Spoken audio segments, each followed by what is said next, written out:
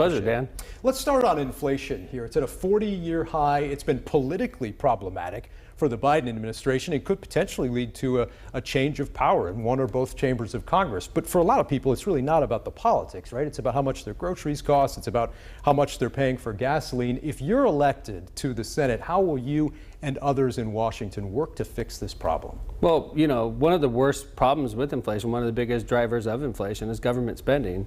And what Senator Young wants us to believe is he's been in Washington, D.C. for 12 years, and all the inflation problems that we're experiencing in the United States are the fault of one person, that's Joe Biden. And I find that hard to believe, personally.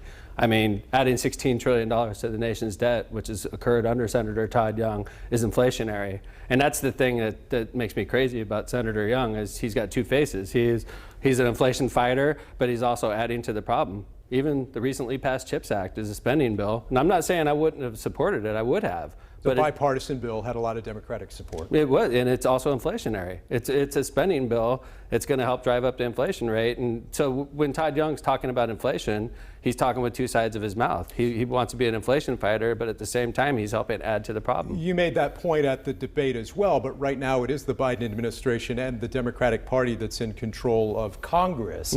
Both Senator Young and President Biden recently said, Senator Young in our interview and President Biden in a recent interview with 60 Minutes, that the pandemic is quote unquote over. And Senator Young pointed to that as a reason why he hasn't supported some of the perhaps pandemic related spending bills that have come before Congress in recent years.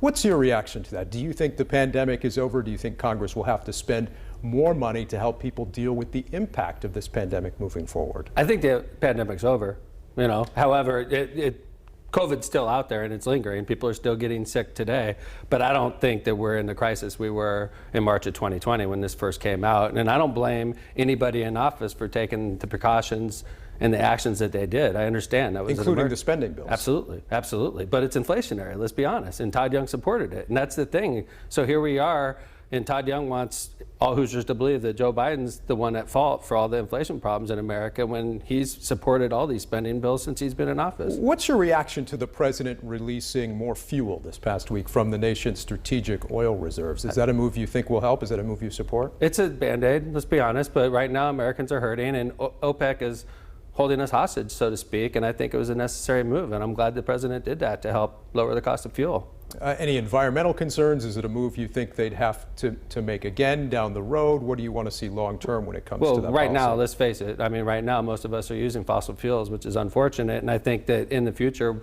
more and more of us are going to be driving electric vehicles. But right now, this is what we use. One of the other big topics, of course, in addition to inflation this year, is the issue of abortion. A number of questions that came from our viewers on that topic that we asked Senator Young about as well, including a question